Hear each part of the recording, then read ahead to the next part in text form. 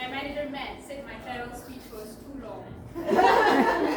So, yes. Well, not to worry, this has been solved.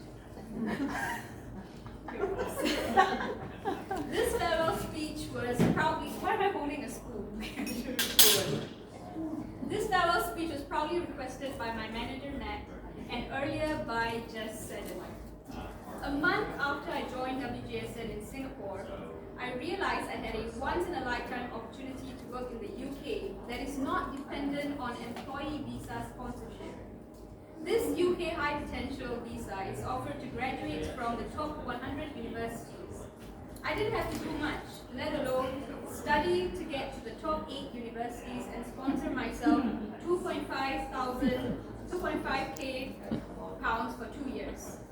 By then, I had saved up enough to sponsor myself, which is £3 every day. To some, that's a meal deal. That's a real deal. The visa offer was valid 5 years after my graduation in 2019. I joined WGSN in Singapore mid-April 2024. The visa offer from the UK government would have expired in July 2024 had I not realized it then. It is not extendable or refundable. Before WGSN, I applied to jobs in this part of the world for about 6, 7 years, determined to experience the seasons and a different way of life. This was my one chance and I grabbed it by force. It was risky and a bombshell to my manager man.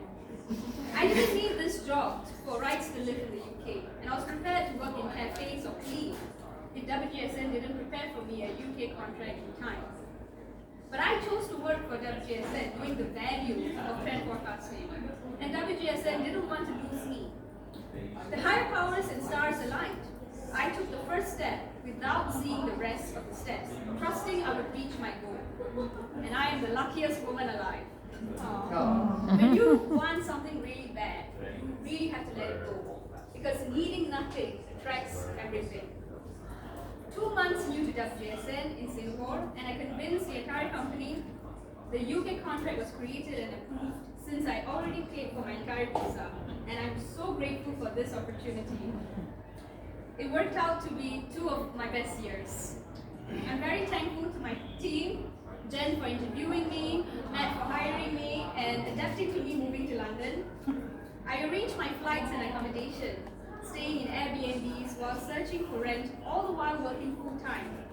I had no idea I would make so many new friends when I needed help with rent recommendations, coming from small and safe Singapore, where the strong laws make everything work. Despite moving into an infested place in the far east of London and wearing my metal scars, I recall the time where I had to troubleshoot for my health and safety. I was working out of Airbnbs again while paying rent in the infested place and never got my deposit back, but never mind. I learned to reach out to ask WGSN colleagues if there were safe places to live in London. 48 hours before I was homeless and scrambling for another B&B, I found myself crying on the overground to Dalston, Kingsland, chanting, everything is going to turn out fine, everything is going to turn out even better than expected. And then it did. The bed and mattress was actually clean. And I got a bathtub to boot, my dream. Living independently in a studio apartment as a single person under 36 years old is a luxury any Singaporean can get because of the nuclear family-centric housing policy that will surprise me. I wanted to have my own space and live independently so badly, and finally I'm able to do so in this bigger city. Now I'm going back to next Sunday to live with my parents again, my mom videoing me.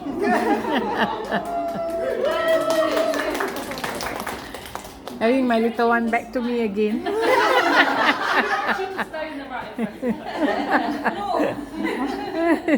But I will achieve my dreams, and this experience taught me that I will always get what I want, or better. Who knows what other lovely surprises life has in store. There were many challenges I faced that I overcame in these 2 years. There was a labs event on wildlife rabbit drawing I went to, where I put my heart and soul into drawing some rabbits. Then I panicked way back home and I realized I lost it. Frustrated and exhausted from constantly worrying, I decided to try something different. Right, I relaxed my shoulders, okay, and tried with like a sense of relief. I found my rabbit drawing. So I repeated that to myself. And I tried smiling as well, even though I was burnt out and crying on the street. Within 10 minutes, I found it in the middle of a sidewalk with so much as a faint footprint at the back of that one-sided drawing. With this strange strategy of shifting the sense of feeling, thinking, and being seems to be really powerful. So this is what you can find me doing in the toilet and the lift. All the doors. I'm actually talking to myself in the mirror, telling myself I am loved, I'm enough, I'm peaceful, healthy, and successful. And then someone comes in and I say, oh, sorry, I'm foraging for fruits in the office. Yes, I'm brushing my teeth to save me spending 20% of my take home out of the 30% I bring home after rent. Jen Kettle and I don't know how I do it. It's a journey. The challenges, unpredictability, and surprises that London threw my way made me more resilient and delusionally optimistic. To quote Luke from my team in the US, when you're a fried egg, the only way is up. And look what happened here as a byproduct of my huge career risk and life move. Not only a solid 2 years of international work experience in London on my CV, but also infectious laughter piercing through the office soundscapes, bake-offs wafting under your noses, complemented by provocative playlists, a brightly smiling 4'11" woman on the poster for events across all labs offices in London, online and offline, prototypes of my culinary experiments disguised as random health treats, wetting your taste buds but also raining on some parade, and hugs of reassurance, friendship, and joy. A sensorial reset the London office would never expect of this Singaporean new joiner. Like many others who joined on their self-sponsored visa and who left at their indelible mark of merriment and mischief alike, and left to go, I have no regrets about my time here. I've had every day of 2 years to mourn the end of it, yet those who don't know didn't, like Nicole Ajimal and Karina Mendoza. It has come to an inevitable end. Don't worry, I'm not going to die. Not just yet. In fact, I'm so surprised I've survived all of the traffic crossings in London and hiking alone across the UK, let alone the questionable rent situations. Right before this visa came to my mind, I almost gave up searching for jobs in Europe. Then this happened. Now that this visa is ending, I have more perspective. Sometimes some things fall apart for better things to come together. To illustrate this, I called upon the chocolate cookie conundrum that I shared with Matt. So I wanted a chocolate cookie so bad, so I hunted all the floors. I checked. Nothing. Just as I made my way back to the 6th floor in our office, I thought, okay, fine, I'll have a stem ginger, or I won't even settle for less and have no cookie. Alright, I'll be happy regardless. Guess what happened? Plenty of chocolate cookies in our own office on the 6th floor. I didn't have to search anywhere else. When I released the resistance to what I wanted, the grip on needing is unshackled. As I shift to a state that I can choose to be blissful without it and regardless. You can call the power back to yourself when you decide to feel how you want. Then it comes to you in the power of least resistance. Because when you decide to be happy without getting what you want, that's precisely when you do get it. This is the chocolate cookie. I tried it with banana too. I got 3 today.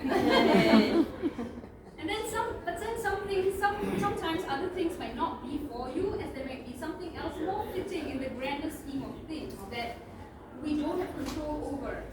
So let go of the thing that you really want, that you don't have control over, and then watch what happens.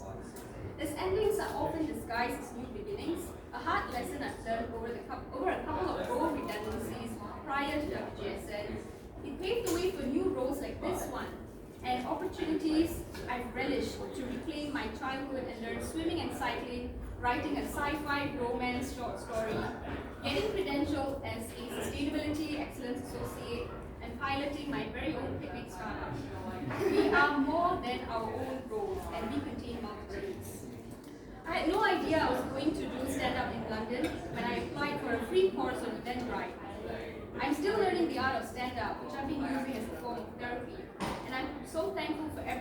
gave attention, energy, and money to make it to my shows across the 14 that I've done across London and Scotland. Izzy, Jay, Jane Collins, Emmanuel, Tammy, Katie Rod, Jen, Dorothy, Bonnie, Michaela, Anu, Diana. I don't know if I can do a similar type of stand-up in Singapore, but I'm sure I've accumulated enough stories to finesse into creative punchlines that deliver the Singaporean lens on the UK. Political correctness is simply gym for creativity. Perceived limits is exercise for your solution-oriented muscles. Hence, the roles we play don't define us. Visa is expensive. Heck, I'm expensive beyond this visa. You why cling on to the Oyster card when the world is your oyster?